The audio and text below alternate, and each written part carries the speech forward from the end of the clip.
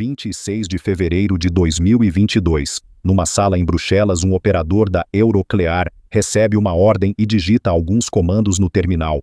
Do outro lado do mundo, em Moscou, 300 bilhões de dólares em reservas do Banco Central Russo simplesmente deixam de existir. O dinheiro continua lá, mas a Rússia não pode mais tocar nele.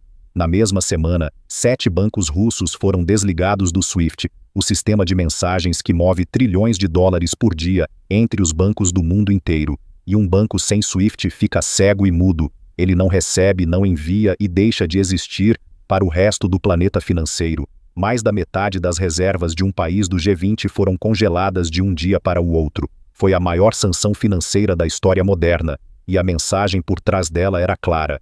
O dólar é uma arma, e Washington controla o gatilho, mas os Estados Unidos cometeram um erro de cálculo silencioso naquele dia.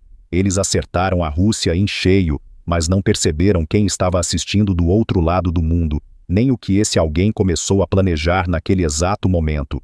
Imagine por um instante que você é o ministro das Finanças da Arábia Saudita, ou da Índia, ou da própria China. Você acabou de ver os Estados Unidos apagarem 300 bilhões de dólares de um país inteiro com alguns cliques, e uma pergunta gelada sobe pela sua espinha. E se um dia for comigo? Não é sobre gostar ou não gostar de Washington, é sobre uma conta muito fria. Se o dólar pode ser desligado por uma decisão política, então guardar suas reservas em dólar deixou de ser seguro. Virou uma corda no seu pescoço, com a outra ponta na mão de outra pessoa. E aqui está o detalhe que quase ninguém percebeu. A resposta do mundo não foi raiva, e não foi confronto aberto. Foi algo muito mais perigoso para o dólar. Foi puro silêncio. Cada banco central do planeta fez a mesma conta ao mesmo tempo, sem combinar, e todos chegaram na mesma resposta: sair do dólar devagar, sem avisar.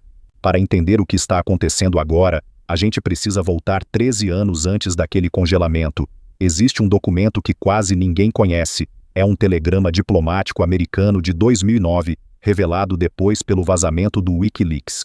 Nesse telegrama, diplomatas dos Estados Unidos relatam uma conversa com autoridades chinesas, e o conteúdo é assustador de tão claro.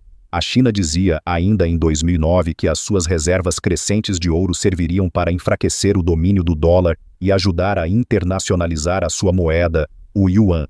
Pare e pense na data. 2009, 13 anos antes de a Rússia ser congelada. A China já tinha o plano escrito quando ninguém estava olhando. Desde então, cada passo dela no sistema financeiro parece aleatório, desconexo, lento demais para significar alguma coisa.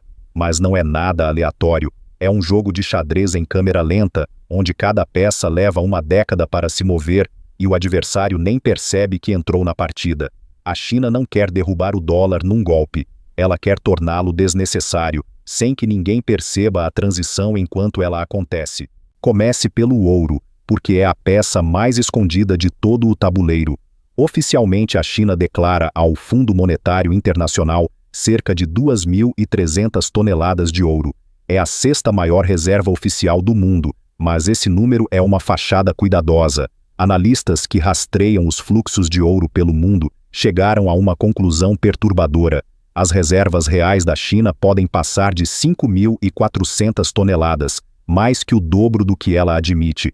Isso colocaria a China atrás apenas dos Estados Unidos, empatada com potências que levaram um século inteiro para juntar o seu ouro. O banco Goldman Sachs estimou que, em alguns meses, a China comprou 10 a 11 vezes mais ouro do que informou oficialmente ao mundo. E por que esconder tudo isso?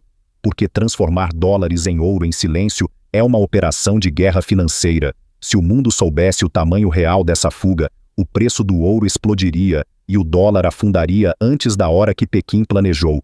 E enquanto enche os cofres de ouro, a China esvazia a outra mão. Ela reduziu as suas reservas em títulos da dívida americana para os níveis mais baixos em 15 anos, trocando o papel de Washington pelo metal que ninguém pode congelar. Mas ouro guardado num cofre não move o comércio do mundo. A China precisava de algo mais inteligente, e aqui está o verdadeiro golpe de mestre. Ela não tentou criar uma moeda para brigar com o dólar de frente. Em vez disso, ela construiu uma rede silenciosa por baixo do sistema. Hoje, a China tem linhas de troca de moeda com mais de 40 bancos centrais ao redor do planeta, num total estimado em quase 500 bilhões de dólares. Esses acordos deixam qualquer um desses 40 países pegar yuan emprestado, usando a própria moeda como garantia, sem precisar de um único dólar. Pense em como isso funciona na prática. A Arábia Saudita vende petróleo para a China e recebe em yuan. Com esse yuan, ela compra o que quiser de qualquer outro país que também esteja na rede. O dólar nunca entra nessa conta, em nenhum momento, e a rede tem um poder oculto que cresce sozinho. Cada novo país que entra a torna mais útil para todos os outros, exatamente como um aplicativo de mensagens fica mais valioso quanto mais gente usa. Só que esse aplicativo tem mais de 40 membros, move quase $500 bilhão e não passa por nenhum servidor americano. Em 2013, a China lançou a nova Rota da Seda. Na superfície parecia apenas um programa gigante de obras espalhadas por dezenas de países.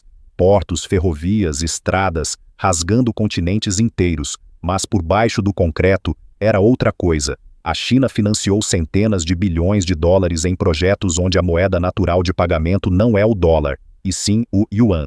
Os países que entram recebem yuan, pagam em yuan e reinvestem em yuan, erguendo uma estrutura comercial inteira fora do alcance do sistema financeiro americano.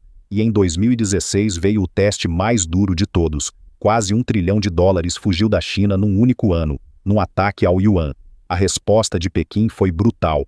Ela travou as fronteiras do dinheiro e limitou ao máximo a saída de capital do país.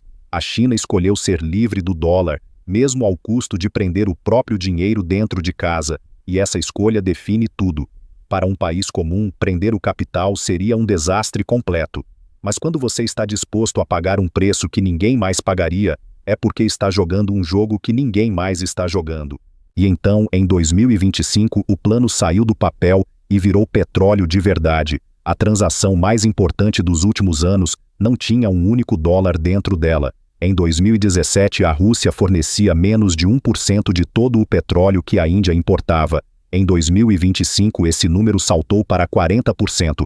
A Rússia se tornou a maior fornecedora de petróleo da Índia e economizou para os indianos cerca de $17 bilhões no caminho. Só que a Rússia estava fora do SWIFT e recusou receber em rúpia indiana, porque a rúpia ficaria presa, sem poder de compra lá fora.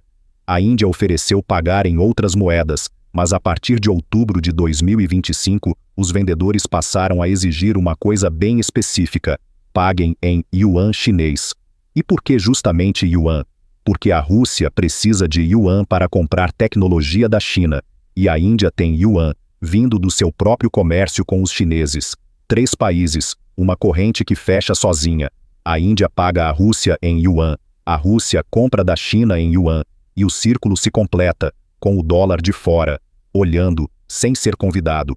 Agora a peça mais reveladora de todas, e quase ninguém no Ocidente percebeu o que ela significa. Existe uma plataforma chamada M-Bridge. É um sistema de pagamento entre bancos centrais que liquida transações entre países em 15 segundos, sem SWIFT, sem bancos americanos no meio, e sem ninguém em Washington podendo apertar um botão para travar a operação. O M-Bridge já moveu mais de $55 bilhões, e a moeda digital chinesa responde por 95% de tudo que passa por lá. E entre os membros está a Arábia Saudita, o pilar histórico do petrodólar, agora sentada do lado da China nessa nova mesa. Mas o detalhe mais revelador é outro. Em outubro de 2024, o banco que coordenava o projeto, o Banco Central dos Bancos Centrais do Ocidente, saiu do M-Bridge. Ele saiu com medo de que a plataforma virasse uma ferramenta para furar sanções. E ao sair, deixou o código e o controle nas mãos da China. O árbitro abandonou o próprio jogo e entregou a bola para um dos times continuar jogando sozinho. Junte todas as peças e o tabuleiro inteiro finalmente aparece diante dos seus olhos. O yuan já é uma das 5 moedas mais usadas em pagamentos do mundo. Bancos centrais compraram mais de 1.000 toneladas de ouro por ano seguidos, liderados pela China e pela Rússia. Mais de 40 países já estão na rede de troca de moedas, e 159 países manifestaram interesse nos sistemas de pagamento dos BRICS. E aqui está a verdade que ninguém quer admitir em voz alta. Os Estados Unidos venceram a batalha de 2022 e massacraram a Rússia financeiramente, mas eles calcularam errado o que o mundo inteiro estava aprendendo enquanto assistia. Cada país fez a mesma pergunta gelada: e se for comigo? E um analista resumiu o medo do planeta inteiro numa única frase: tudo o que foi feito com a Rússia pode um dia ser feito com a China. Só que no caso da China, não estamos falando de 300 bilhões. Estamos falando de trilhões. O mundo viu o gatilho ser puxado uma vez e decidiu, em silêncio, nunca mais ficar na mira. A resposta que o mundo encontrou não foi um novo rei, nem foi o yuan no trono do dólar. Foi algo mais sutil e mais definitivo: a infraestrutura para não precisar de rei nenhum. E quando todos perceberem que não precisam mais do dólar, vão descobrir que já pararam de precisar dele há muito tempo. O fim do rei dólar não vai ser anunciado, ele vai ser percebido tarde demais.